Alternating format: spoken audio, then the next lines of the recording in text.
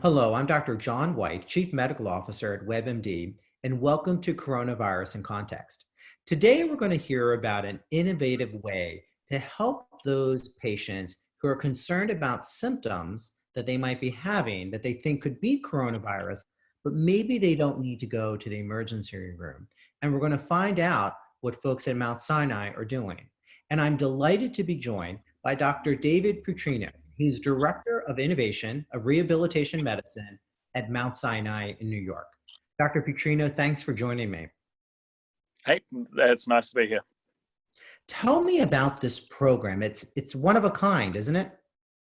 Yeah, so it's a pretty novel remote patient monitoring program that we developed for people who were COVID positive or COVID possible. And it was really responding to a need that we saw in the telehealth infrastructure that most hospitals were rolling out. And the need that we really identified was the fact that most telehealth strategies that were being developed to respond to this crisis were centered around urgent care for individuals. So that, we would have video visits with doctors and so on and so forth, but they really did not provide much in the way of daily follow-up to make sure that individuals were not worsening in terms of their COVID symptoms. So we rapidly repurposed an existing program that we were using to monitor stroke survivors, and we focused a lot of what we were monitoring on respiratory symptoms, because these are the symptoms that are, requiring escalation into the hospital system. And we started tracking patients on a daily basis. How does it work? How does it actually work? I'm a patient, I'm recovering, right? I'm not fully recovered, is that right? How do you define who's eligible? So really, what we've been putting out there is anybody who is concerned about symptoms that are emerging. So recovery is probably not quite the correct characterization. It's anybody who has emergent symptoms that they are concerned about, can contact us via a text line, or they can contact us from the emergency department. We have physicians from the Mount Sinai Emergency Department who are referring into our program. So they didn't need to be hospitalized or treated. Is that they could just be concerned? Is that right? Is that what That's correct? Yep. Anyone with symptoms who are concerned, who want to have daily monitoring, we're currently serving. How do you measure symptoms of respiratory function of the lung remotely? Yeah, really good question. So we were somewhat fortunate in that we had some experience in monitoring respiratory status using subjective questions with research we had performed in the past in cystic fibrosis populations. And so really what we're doing is we're asking certain questions about breathlessness, about presence or absence of a cough, about frequency of a cough, and whether the cough is productive or not.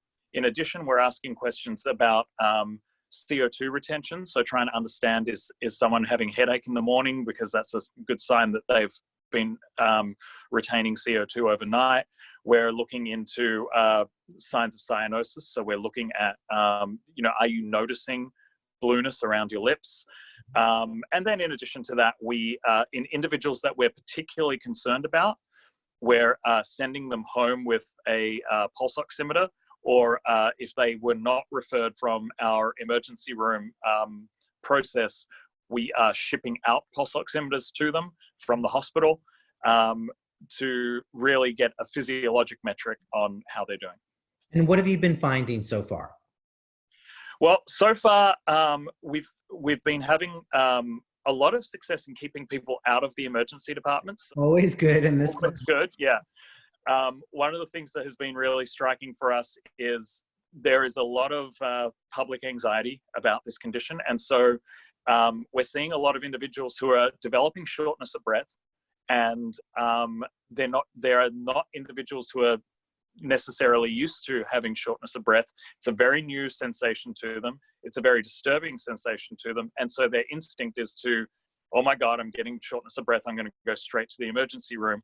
And having a call with one of our providers is really helpful for them, because we can talk them through it. We can give them breathing exercises. We can explain to them that we've got their back and we're monitoring them very, very closely. But, having 2 out of 4 on a dyspnea scale does not necessarily mean you need to go to the emergency room. And in fact, if you do go there, chances are you're just going to be turned right around and sent back home after spending a couple hours in a crowded emergency room full of people who are COVID positive. So what we're really trying to do is keep people home, keep them safe, keep them calm. We're seeing a lot of interesting data around just duration of the symptoms. So our first data set that we froze showed that really symptoms on average are lasting for around 16 days, which is a really long course to be unwell for. And I think people need to hear that. Some people are saying, oh my God, I've had a fever for 19 days, something is terribly wrong. That's really, that's sitting around the spread of what we're seeing in our cohort. And this is a really long lasting condition. Does this program work for everyone? Are you allowed to have comorbidities, high blood pressure, diabetes, other things? Who's the typical patient for you? Yeah, we've got such a range. We're really taking anyone who is concerned and wants to be monitored right now. So we do have a number of individuals with multiple comorbidities. If we're particularly concerned about you, we'll track you twice a day as opposed to once per day.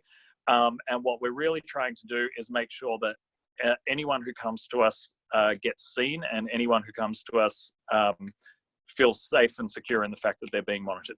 You have to be in New York City to be able to be part of this program?